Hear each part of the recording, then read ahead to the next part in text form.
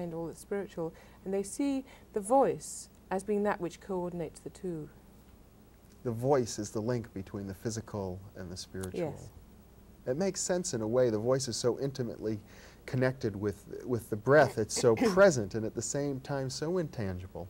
Yes, yes. It partakes of physical and non-physical, and this is its secret. Mm-hmm. And so I realized that that there were ways of using the voice which were one of the easiest ways of transforming and becoming clear, entering into a state of clarity and emptiness, being present, which we needed to have available to us. We typically use our voices, I suppose, for naming things or for conversing, and rarely do we emphasize the voice as a way of being in the world. Well, this is something which is very unique to here and now, and this is really one of the main reasons that I use it. In every other tradition, every other time, people came together at particular moments, moments when the sun and moon were in a certain relationship with the earth. They would come together to their sacred place, their local magical hill or stream or tree or wherever was the sacred place. They would come there, and they would come there with their family, with their tribe, with their neighbors, their close villagers, whoever. And at these important moments in time, they would tune together.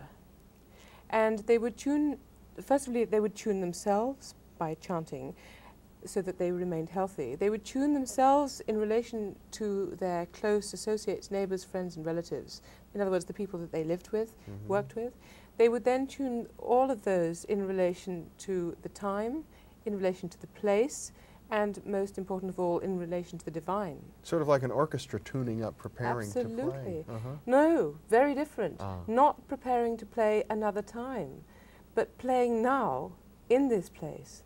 That's the main difference. What we do now is we come together to practice for another time, for other people to listen to us playing somebody else's music which has no relation to the divine, has no relation to the place, and we are rehearsing for something else. In other words, it would be as if people came to a concert to hear the orchestra tune up. That would be the concert. Exactly. And they would tune with the orchestra in the place. And the place they came to would, and the time they came, would all be part of it. It sounds so intriguing and yet so alien at the same time. It's not alien. Between 900 and 1600 AD, all over Christendom, the entire Christian world, at exactly the same time, went to their sacred places because they were then assimilated into Christianity. All the sacred moments were assimilated to the festivals of Christianity. They would come together, they would tune up the whole Christian world, singing exactly the same hymns, chanting the same psalms, intoning the same prayers at the same moment for 700 years. And we lost that. We stopped when humanism was democratized, when God was declared dead, when the mother became dead matter. We lost it.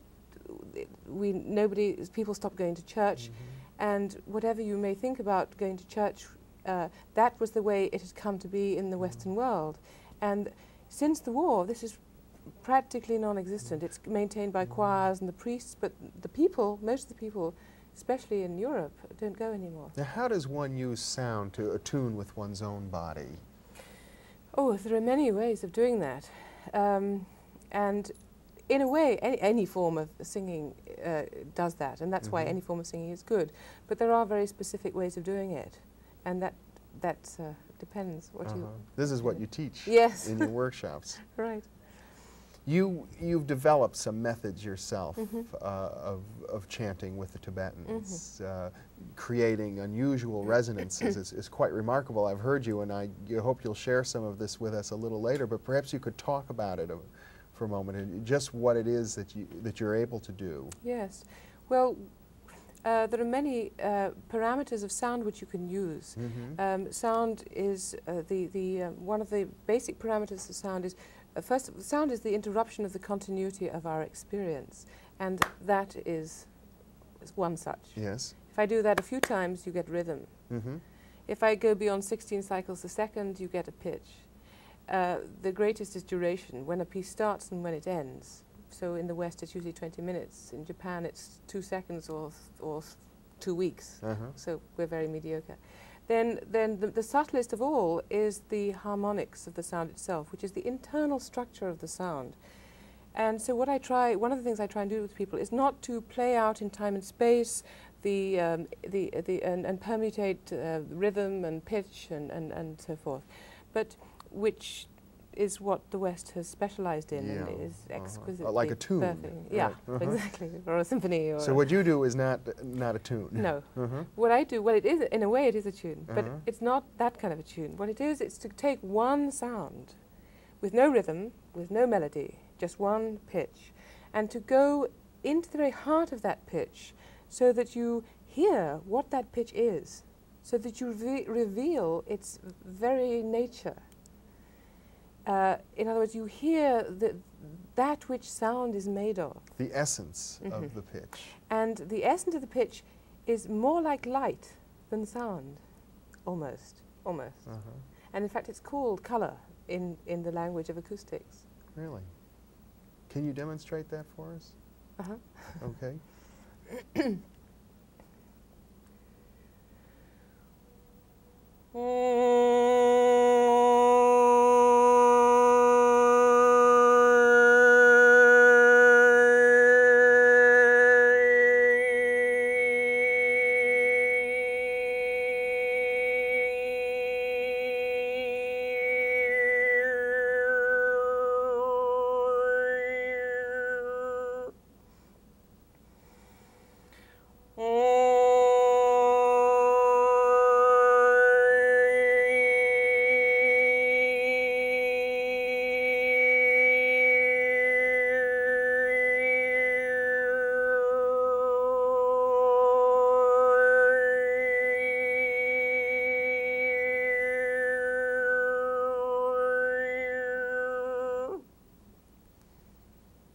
That's marvelous.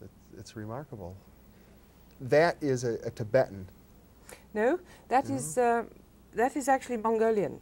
A Mongolian. The two places where you find what is called harmonic or also overtone chanting, where there is one fundamental note and you hear the overtones as loudly or sometimes more loudly than this fundamental note, are Tibet and Mongolia, and it seems to come from a common shamanic origin, and this is the Mongolian way. I see. Well, I might mention, for benefit of the viewer, since I'm so close to the presence of it, it was very stimulating, and I experienced what I call synesthesia, which is sort of a visualization of that sound. It was as if you were in the center of this very elaborate kind of op art mandala with black and red checkered patterns kind of radiating out from you.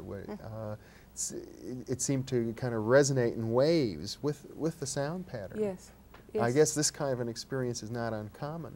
No, it does seem to have a very profound and a very healing effect. What's actually happening in terms of the acoustics of the sound is that you're hearing just as if I took white light and put it through a prism so you would see the colors of the rainbow. With this, I take sound and put it through the equivalent of acoustical prism, a selective resonator, and revealing the rainbow colors which make up the sound. And this is the subtlest aspect of sound that there is. The subtlest aspect of sound. Almost so subtle that you feel you're moving into the realm of light. Well, Jill Purce, it's been a pleasure having you with me. We've really been able to talk about sound and form and into the etheric or the subtle essence, the way in which this kind of sound creates us as we exist today. Thank you very much for being with me. It's a pleasure. And thank you very much for being with us.